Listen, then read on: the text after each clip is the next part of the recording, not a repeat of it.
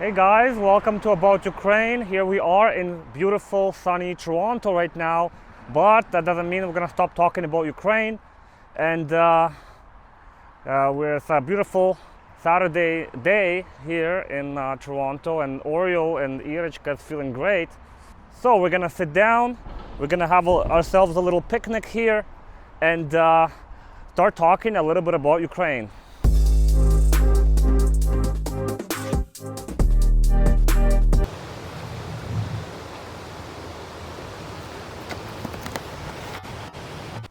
Hey guys, so here we are in Toronto, Canada, but it doesn't mean we're gonna stop talking about what's happening in Ukraine. So it's a monumental date we're approaching. It's been 100 days of war, and we've seen a lot of things transpire during that time. At the beginning of May, NATO predicted a huge offensive in eastern Ukraine, in the Donbass area, but none of that has really materialized as of yet.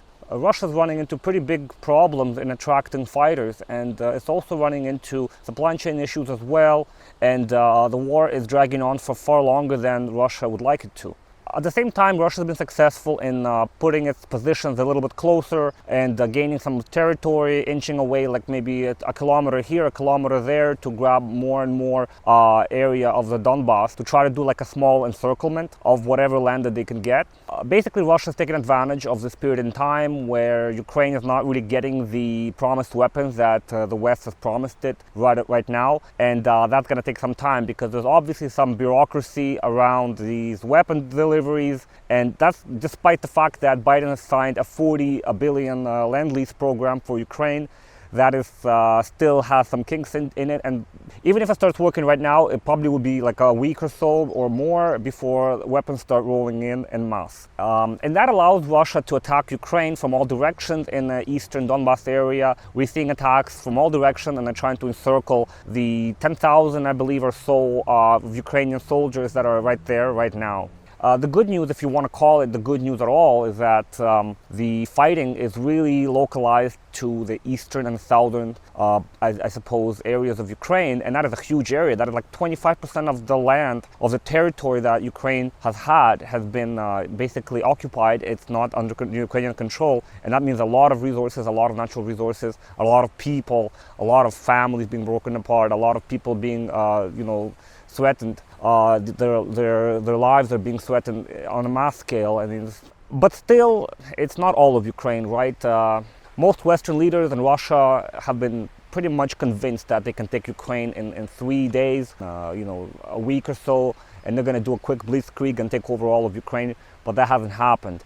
Ukraine's still strong. It's still resisting. It's still resisting very, very fiercely. It's giving Russia a hell of a lot of problems. Having said that, the bad news is that there's no end in sight. It's going to drag on for some time, maybe a year, maybe more. And we're seeing that by the amount of refugees that are leaving.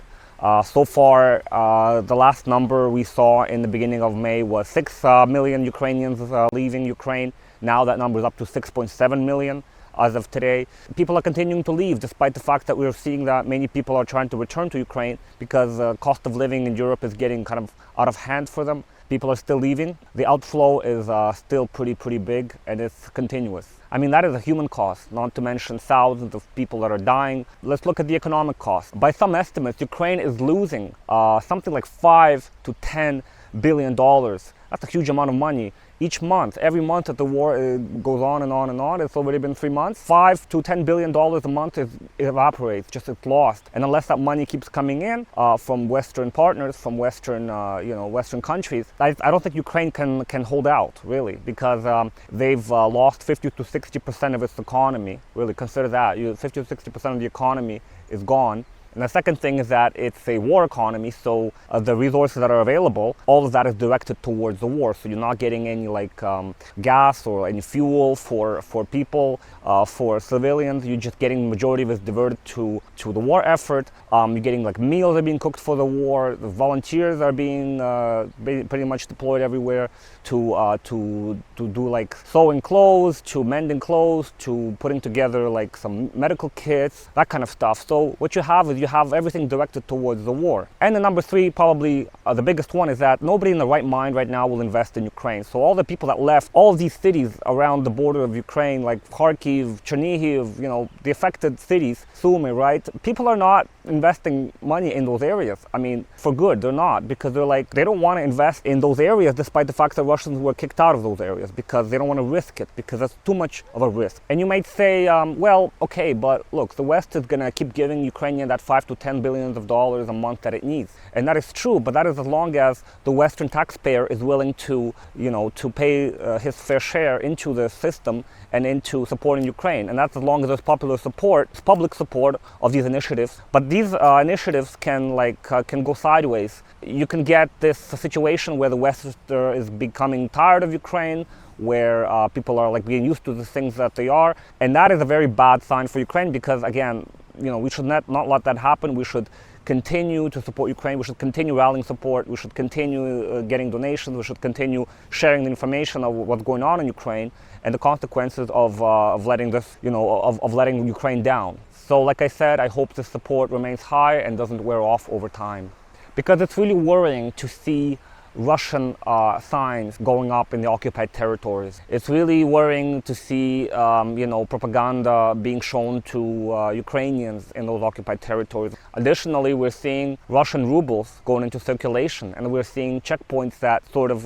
block off Kherson Oblast, Donetsk and Luhansk Oblast from the rest of Ukraine. But on the bright side, if you can call it the bright side, the situation's far from definitive. It could go either way. The front line can move either way. Russia's favor or in Ukraine's favor. It's also important to understand that while Russia is powerful and Ukraine is also powerful, this constant barrage, this constant offensive will wear down Russia, and Russia will have to stop at one point. It's going to wear them down, it's going to wear down their resources, it's going to wear down their ability to attract fighters. And we're already seeing that. War is permeating everyday lives for Russians. They're used to seeing war posters, in the squares. They're recruiting people. They're used to seeing war, and that's gonna, I don't know which way that's gonna go. That could turn the public opinion against Putin.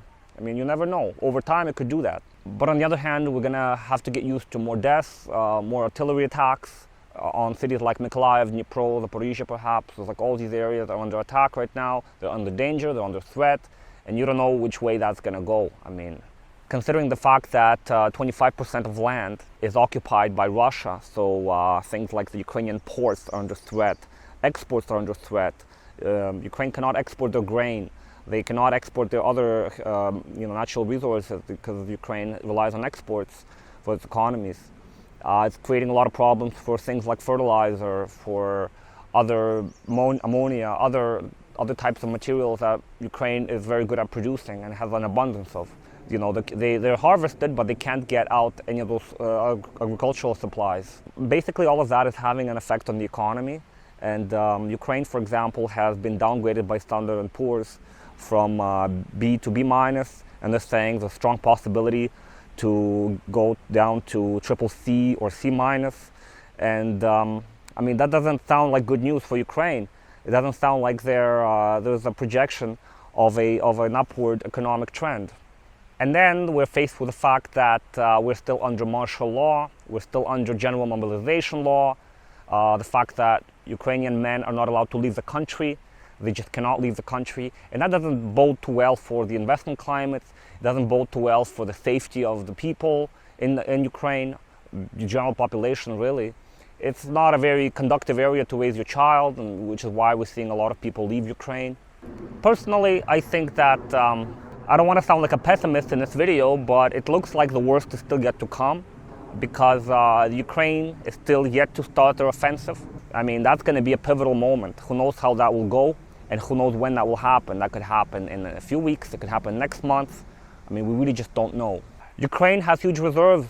They have millions of people, I'm sure, that are ready to fight.